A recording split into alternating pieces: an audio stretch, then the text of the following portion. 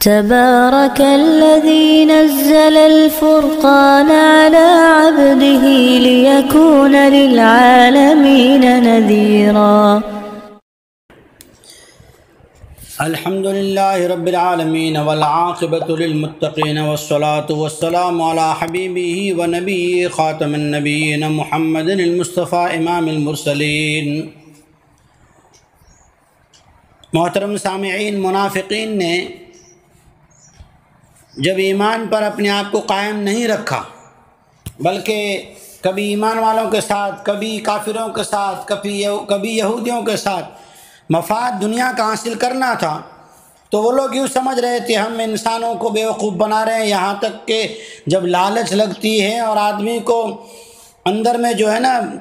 حرص لگ جاتی ہے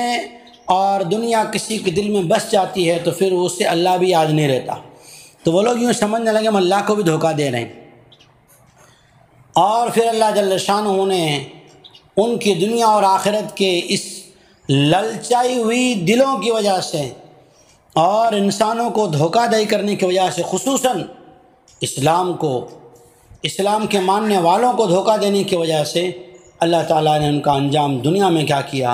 آخرت میں کیا ہوگا، آئیے سنتے ہیں۔ اعوذ باللہ من الشیطان الرجیم، بسم اللہ الرحمن الرحیم۔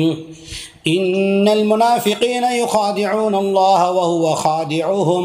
واذا قاموا الى الصلاة قاموا کسالى یراؤون الناس ولا یذکرون اللہ الا قلیلا۔ بے شک یہ منافق لوگ اللہ کو دھوکہ دے رہے ہیں، حالانکہ حقیقت یہ ہے کہ اللہ تعالیٰ ان کو دھوکے میں ڈالے ہوئے ہیں، اور جب نماز کو کھڑے ہوتے ہیں تو کچھ مسا جاتے ہیں۔ اذان ہوتی ہے، نماز کا وقت ہوتا ہے نا، تو ان کو ایسے لگتا ہے جیسے ان کی نانی مر گئی، یعنی ان کو بہت بڑا بوجھ محسوس ہوتا ہے۔ لوگوں کو دکھلاوے کے لیے تو اعمال کرتے ہیں اور اللہ کو تو بہت ہی تھوڑا یاد کرتے ہیں، وہ بھی دکھاوے کے لیے۔ اللہ نے اس میں دو باتیں کہی، ایک دھوکہ دینا۔ حسن بصری رحمۃ اللہ علیہ فرماتے ہیں کہ اللہ تبارک و تعالیٰ نے سورہ حدید میں جو فرمایا نا، اللہ تعالیٰ ان کو دھوکے میں ڈالے گا، وہ خادعہم، دنیا میں بھی دھوکے میں، حقیقت کو دیکھ کر بھی اور سن کر بھی، اور رحمت عالم صلی اللہ علیہ وسلم کی مجلسوں میں بیٹھ کر بھی، اللہ کے گھر میں نماز پڑھ کر بھی ان کے دلوں میں دنیا کی لالچ نہیں گئی، تو قیامت میں بھی اللہ تعالیٰ ایمان والوں کے ساتھ ان کو لے کے چلے گا جنت کی طرف، آہستہ آہستہ چلیں گے۔ اور آدھے راستے میں کیا ہوگا، اللہ تعالیٰ وہ نور جو ایمان والے لے کے چل رہے ہیں، یوم تری المؤمنین والمؤمنات یسعی نورہم بین ایدیہم، جب ایمان والے نور کو لے کر چل رہے ہوں گے، نور ان کے ساتھ ساتھ ہوگا، تو یہ لوگ بھی چل رہے ہوں گے، اچانک کیا ہوگا، نور ایمان والوں پاس رہ جائے گا، منافقین سے ختم ہو جائے گا۔ ایک دیوار قائم کر دی جائے گی، جس دیوار کا اندرونی حصہ تو رحمت ہوگا، باہر کا اور سامنے کا حصہ جو ہے وہ عذاب اور آگ ہوگا۔ تو کیا کریں گے یہ لوگ، یوم یقول المنافقون والمنافقات للذین آمنوا انظرونا نقتبس من نورکم قیل ارجعوا وراءکم فالتمسوا نورا۔ اس دن یہ کہیں گے منافق، اور منافق مرد عورتیں کہیں گے ایمان والوں سے، ارے ہمیں بھی تو تھوڑا سا انتظار کر لو، ہمارا بھی، ہم تمہارے نور میں سے ہمیں کچھ دے دو۔ کہا جائے گا ان کو فرشتوں کے ذریعے سے، لوٹ جاؤ پیچھے جا کے نور تلاش کرو، یعنی ہدایت کے پاس آتے بھی تھے اور ہدایت حاصل نہیں کر رہے تھے، اور وہاں جا کے عزت تلاش کرتے تھے، دنیا آخرت کی کامیابی تلاش کرتے تھے، وہاں بھی کہا جائے گا جاؤ وہاں جا کے نور تلاش کرو۔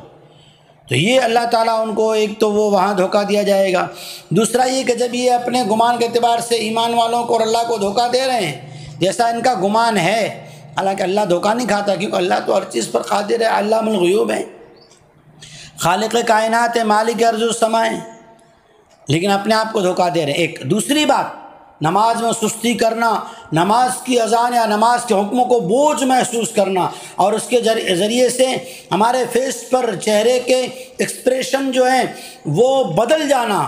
ناراضگی کے آثار ظاہر ہونا، یہ علامت منافق ہیں۔ اللہ تعالیٰ حفاظت فرمائے۔ پھر ان کا حال کیا ہے، مذبذبین بین ذلک لا الہ